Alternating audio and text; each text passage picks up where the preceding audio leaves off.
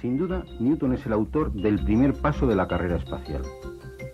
Las leyes descubiertas por él son las que han permitido al hombre poner un pie en la Luna o enviar naves a Marte y Venus o explorar los planetas exteriores, Júpiter, Saturno, Neptuno y Urano. No es nada extraño que uno de los tripulantes del Apolo 11, al abandonar la órbita terrestre para dirigirse a la Luna, dijese: ahora es Newton quien nos conduce. Pero cosas tan cotidianas como ver la televisión vía satélite o el simple hecho de hablar por teléfono a través de un móvil es posible hoy gracias a Isaac Newton.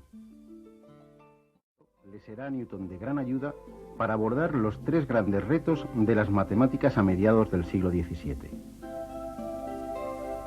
Los problemas de máximos y mínimos, el cálculo de la tangente a una curva y el cálculo del área encerrada bajo una curva, es decir, el problema de las cuadraturas. Pero antes de abordar estos problemas, hagamos una excursión al otro lado del Canal de la Mancha. París, primavera de 1672. En la corte del Rey Sol, el ambiente artístico, literario y científico está en plena ebullición. Un joven abogado alemán, diplomático al servicio del elector de Main, va a quedar cautivado por este ambiente.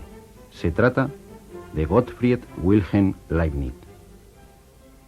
De la mano de Christian Huygens se va a introducir en el maravilloso mundo de las matemáticas, donde va a brillar de forma deslumbrante.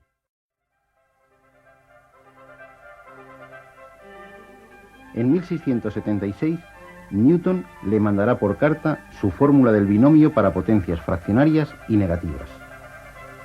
Ambos, trabajando por separado y con métodos distintos, Newton antes pero sin dar publicidad a sus resultados y Leibniz unos años después pero publicándolos antes, van a crear la herramienta más potente y universal de la historia de las matemáticas y de todas las ciencias, el cálculo diferencial y el cálculo integral.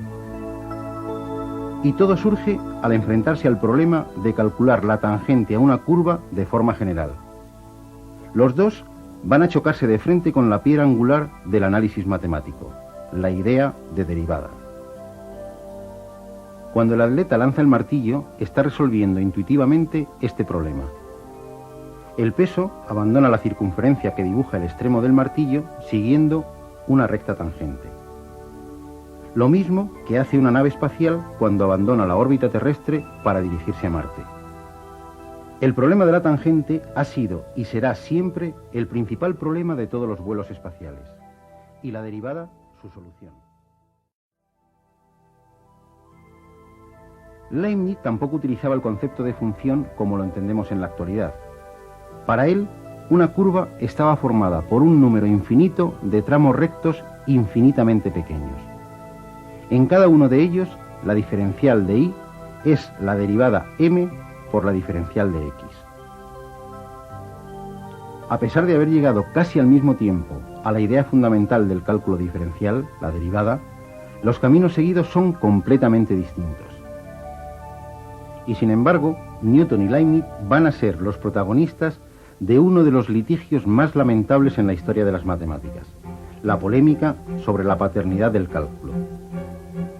Una polémica subida de tono, con acusaciones de plagio y descalificaciones por ambas partes, que va a significar la ruptura de las matemáticas británicas con las del continente durante casi 2 siglos. Con la idea de derivada, 2 de los problemas irresolubles hasta ese momento se convertían en simples rutinas al alcance de cualquier estudiante de secundaria.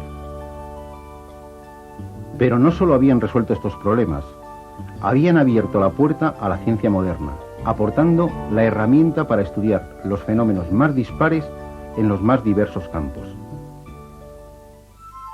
Pero volvamos a finales del siglo XVII.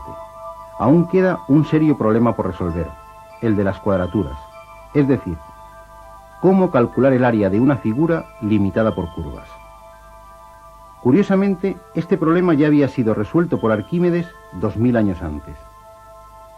Kepler, Fermat y Descartes también habían encontrado las áreas y volúmenes de numerosas figuras y cuerpos curvos.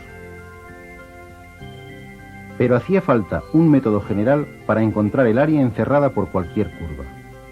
Y este método general lo van a encontrar Newton y Leibniz a través de la idea de integral. El mecanismo recuerda el utilizado por Arquímedes. Para calcular el área encerrada por la función y igual a f de x entre los puntos de abscisa A y B, basta con dividir el segmento AB en intervalos más pequeños. Si levantamos rectángulos cuyas bases sean esos intervalos y cuya altura llegue hasta la gráfica, la suma de las áreas de los rectángulos será ligeramente menor que el área encerrada por la curva. Si aumentamos indefinidamente el número de intervalos, de longitud cada vez más pequeña, la suma de las áreas de los rectángulos se aproximará cada vez más al área de la curva. El límite de esas sumas será en efecto el área encerrada por la curva. Y este proceso nos sirve para cualquier curva continua. A este límite de las sumas lo llamó Jean Bernoulli integral, y Leibniz adoptó la notación que usamos en la actualidad. Pero calcular esas sumas y su límite puede ser un proceso complicado según la curva que tratemos. La genial idea que Leibniz y Newton tuvieron por separado fue estudiar directamente la función área y constatar que la derivada de la función área coincidía con la función de la curva.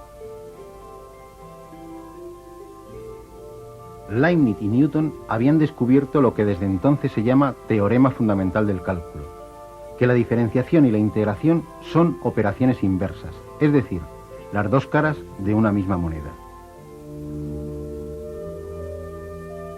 Newton tuvo en vida un prestigio y un reconocimiento social aún mayor que el que pudo tener Einstein en nuestro siglo.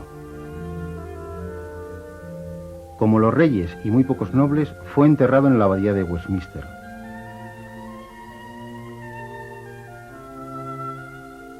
Leibniz, en cambio, murió solo y abandonado por todos. A su entierro en Hannover solo asistió su criado. En la Luna, dos cráteres lo suficientemente alejados rinden testimonio a su genio. El de Newton muy cerca del polo sur, el de Leibniz cerca del ecuador en la cara oculta.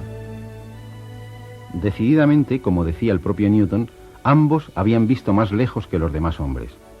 Cierto es que estuvieron subidos a hombros de gigantes, Galileo, Kepler, Fermat, Descartes y Barrow.